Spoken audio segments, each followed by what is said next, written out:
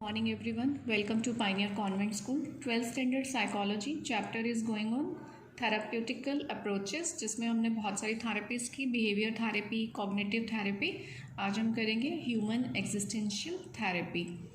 तो this therapy says कि what are the causes of distress.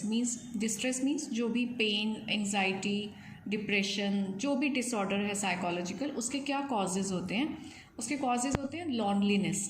जब एक पर्सन अपने आप को बहुत लॉनली फील करे कि nobody is in my life to care about me, to love me, to like me.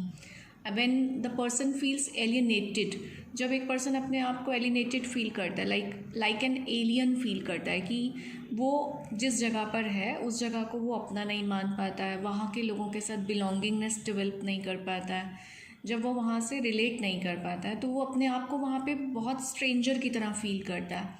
And when a person is unable to find the meaning, जब कोई पर्सन अपनी लाइफ का मीनिंग कि मैं लाइफ क्यों जी रहा हूँ, क्यों आया हूँ इस वर्ल्ड में, जब उसको अपना एक पर्पस नहीं मिलता है, he is unable to find the purpose and the meaning of the life, genuine fulfilment in the life. जब वो अपनी लाइफ में एक जेन्युइन फुलफिलमेंट फील नहीं करता कि लाइफ के हर स्टेज पे जो होनी चाहिए, जैसे कि सबसे पहले एकेडमिक फुलफिलमेंट होता है हमारी लाइफ में, फिर करियर होता है, उसके बाद मैरिज है, फिर चिल्ड्रन है, फिर चिल्ड्रन फ्यूचर है, फिर कुछ हमारे रिटायरमेंट प्लान्स होते हैं. And after a life we feel satisfied कि हमने अपनी लाइफ की हर स्टेज को सक्सेसफुली परफॉर्म किया. तो जिन लोगों को ये जेन्युइन फुलफिलमेंट नहीं मिलता है अपनी लाइफ में, तो वहाँ पे जो ये सारे रीज़न उसके डिस्ट्रेस के कॉज बन जाते हैं और साइकोलॉजिकल डिसऑर्डर होते हैं. कैसे होता है ये? Humans have an इनेट need. इनेट means inbuilt, जो ऑलरेडी उसके अंदर होती है. ह्यूमन बींग्स के अंदर एक नीड होती है टू ग्रो करने की एंड सेल्फ एक्चुअलाइज. हमने सेल्फ एंड पर्सनालिटी में भी इसको स्टडी किया था. सेल्फ एक्चुअलाइज होता है लाइफ के हाईएस्ट पोटेंशियल को अचीव करना. ठीक है, लाइफ का हाईएस्ट पोटेंशियल कब अचीव होगा? जो मैंने अभी आपको यहाँ सारे स्टेप्स बताए कि एकेडमिकली हुआ, फिर आपका करियर, फिर आपकी फैमिली लाइफ, फिर चिल्ड्रन का फ्यूचर, फिर आपका रिटायरमेंट प्लान्स हो गए उसमें.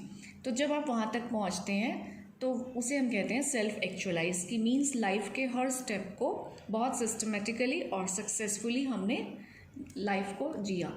Now finding a sense of whole complete. Self actualize का मीनिंग है कि अपने आप को as a complete person feel करना. हम अपने आप को कंप्लीट तभी फील करेंगे ना जब लाइफ के सारे स्टेप्स हमने कंप्लीटली एंड सक्सेसफुली क्रॉस किए हैं. And knows is highest potential. और जब कोई पर्सन अपने हाईएस्ट पोटेंशियल को अंडरस्टैंड करता है कि ये मेरी पॉजिटिव स्ट्रेंथ है, इसके थ्रू मैं लाइफ में ये चीज़ें अचीव कर सकता हूँ, मैं दूसरों को हेल्प कर सकता हूँ, अपनी लाइफ के साथ साथ दूसरों की लाइफ को भी कंफर्टेबल बना सकते हैं. So that is called the highest potential.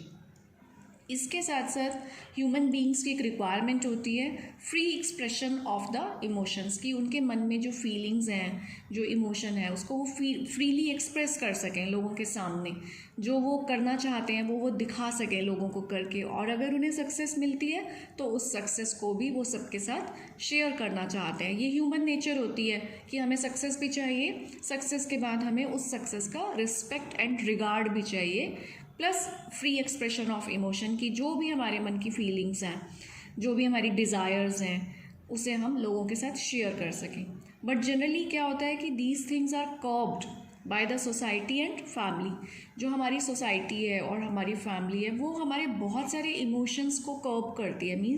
कर्ब करना मीन्स दबा के रखना, एक्सप्रेस करने से रोकती है. फॉर एग्जाम्पल, अगर कोई पर्सन अपनी लाइफ में कुछ बहुत डिफरेंट काम करना चाहता है तो फैमिली सपोर्ट नहीं करती है. एंड कुछ चीज़ें सोसाइटी के पॉइंट ऑफ व्यू से सही नहीं होती हैं, तो इस वजह से कभी फैमिली रोक देती है और कई बार पर्सन खुद ही अपने आप को एक्सप्रेस नहीं कर पाता, क्योंकि उसे भी पता होता है कि ये चीज़ें हमारी सोसाइटी में नहीं चल सकती हैं. For example, live in relationship है, फॉर एग्ज़ाम्पल होमोसेक्सुअलिटी है. इस टाइप के जो इश्यूज़ हो जाते हैं जहाँ पे फ्री एक्सप्रेशन फैमिली और सोसाइटी की वजह से नहीं हो पाता है. ये जस्ट एग्जाम्पल है, ऐसे और बहुत सारे इमोशंस हो सकते हैं. तो उससे क्या होता है कि बिहेवियर बहुत डिस्टर्ब हो जाता है और माइंड में बहुत नेगेटिव थॉट्स आने लगते हैं। किस टाइप के नेगेटिव थॉट्स? सेम थिंग कि मैं यहाँ से बिलोंग नहीं करता हूँ, यहाँ के लोग हमारे जैसे नहीं हैं, मैं इन सबसे अलग क्यों हूँ, मेरी थिंकिंग इतनी अलग क्यों है। हम अपने आप को जस्टिफाई नहीं कर पाते हैं, तो बिहेवियर कैसा हो जाता है? डिस्टर्ब हो जाता है एंड एंग्जाइटी, डिसऑर्डर, ये सारे डिप्रेशन स्टार्ट हो जाती है। फॉर एग्जांपल अगर कोई पर्सन है, आजकल के जो स्टूडेंट्स हैं, सभी पेरेंट्स यही चाहते हैं कि बच्चे इंजीनियर, डॉक्टर या सीए, एमबीएस बने, लेकिन अगर कोई स्टूडेंट में एकेडमिक स्किल्स कम है और उसकी डांसिंग स्किल्स, सिंगिंग स्किल्स हैं या उसके अंदर कोई आर्ट है, लेकिन पेरेंट्स सपोर्ट नहीं करते हैं क्योंकि उन्हें लगता है कि इन प्रोफेशंस में करियर बनाना बहुत टफ़ है और ज़्यादा अर्निंग्स नहीं है और बहुत लॉन्ग ड्यूरेशन लग जाती है इस्टेब्लिश होने में। फॉर एग्ज़ाम्पल अगर कोई गर्ल फिल्म इंडस्ट्री में जाना चाहती है, मॉडलिंग में जाना चाहती है, तो पेरेंट्स और सोसाइटी उसको डीमोटिवेट करते हैं। ऐसी सिचुएशन में माइंड में बहुत सारे कन्फ्लिक्ट्स क्रिएट हो जाते हैं क्योंकि हम करना कुछ और चाहते हैं और सोसाइटी की वजह से, फैमिली की वजह से हमें खुद को सप्रेस करना पड़ रहा है, तो वहाँ पे बहुत सारे साइकोलॉजिकल डिसऑर्डर स्टार्ट हो जाते हैं। नाउ हीलिंग कैसे होगा? सी, healing occurs when the client is able to find obstacles and remove them. obstacle होती है जितनी भी रुकावटें हैं, जो भी लाइफ में अचीव करने के बीच में जो भी प्रॉब्लम्स आ रही हैं, उसको फाइंड आउट करना, फिर उनको रिमूव करें तो क्लाइंट हील हो जाता है। बट ये क्लाइंट खुद से नहीं कर पाता है, उसको साइकोलॉजिस्ट की या साइकेट्रिस्ट की हेल्प लेनी पड़ती है, और तब जो साइकोलॉजिस्ट हैं वो ह्यूमन एग्जिस्टेंशियल थेरेपी को यूज़ करते हैं। क्या होता है इस थेरेपी में? एक परमिसिव मीन्स जहाँ फुल परमिशन है आपको अपनी फीलिंग्स को, इमोशंस को एक्सप्रेस करने की। नॉन जजमेंटल एनवायरनमेंट जहाँ पे जज नहीं किया जाएगा, क्लाइंट जो भी बोलेगा उसको पॉजिटिवली लिया जाएगा, ऐसा एक environment permissive and non judgmental provide किया जाता है। और क्लाइंट को बोला जाता है कि you are given the complete freedom here but you are responsible for freedom. आपको फ्रीडम तो मिल गया बट उस फ्रीडम को और अपने बिहेवियर को कंट्रोल करने की रिस्पॉन्सिबिलिटी भी आप ही के ऊपर है। So here he is allowed to express himself very clearly. वो जो चाहे बोल सकता है, अपने आप को एक्सप्रेस कर सकता है। इवन कि अगर वो नेगेटिव भी बोलेगा ना, तो साइकोलॉजिस्ट उसको जज नहीं करेंगे और उसको स्टॉप नहीं करेंगे। नेगेटिव इन द सेंस कि अगर कोई कहे कि मैं तो ड्रग्स का काम करना चाहता हूँ, मुझे तो ड्रग डीलर बनना है, तो भी साइकोलॉजिस्ट उसको एक्सप्रेस करने से स्टॉप नहीं करेंगे। एक बार उसको अपने आप को एक्सप्रेस करने का पूरा नॉन परमिसिव एनवायरनमेंट दिया जाएगा। आफ्टर दैट उसे कहा जाएगा कि अपनी ही कही हुई बातों पे एक बार थिंकिंग करें कि क्या आउटकम्स होंगे, क्या पॉजिटिव है, क्या नेगेटिव है। तो एक तरीके से क्लाइंट को अलाउ किया जाता है सेल्फ अवेयरनेस के लिए। वो अपने आप को वो खुद से सोच पाता है कि क्या सही है और क्या गलत है। सपोज़ अगर कोई क्लाइंट ये कहना चाहता है कि मैं फ़िल्म इंडस्ट्री में जाना चाहता हूँ बट मेरे पेरेंट्स मुझे नहीं जाने दे रहे हैं, तो उसको कहा जाएगा कि अपने आप को कम्प्लीटली एक्सप्रेस करो। तो जब एक्सप्रेस करते करते उसको बहुत सारे ऐसे वेज़ मिलेंगे कि उसको लगेगा कि अगर इस बात को इस तरीके से मैं अपने पेरेंट्स को बोलूँगा या इस तरीके से सोसाइटी के सामने एक्सप्रेस करूँगा तो शायद मैं उन्हें समझा पाऊँगा कि मैं क्या चाहता हूँ। तो एक तरीके से सेल्फ एक्सप्रेशन के थ्रू क्लाइंट को सेल्फ अवेयरनेस मिलती है, उसको अपनी अंडरस्टैंडिंग होती है बाय दिस यूनिक एक्सपीरियंस। अब इसको, ये जो सेल्फ एक्सप्रेशन है जो उसने साइकोलॉजिस्ट के सामने खुद को एक्सप्रेस किया, इसको यूनिक एक्सपीरियंस क्यों कहा जा रहा है? क्योंकि सोसाइटी और फैमिली ने तो उसकी जो एक्सप्रेशन थी उसको स्टार्टिंग में ही कर्ब कर दिया, दबा दिया, उसको एक्सप्रेस कभी करने ही नहीं दिया।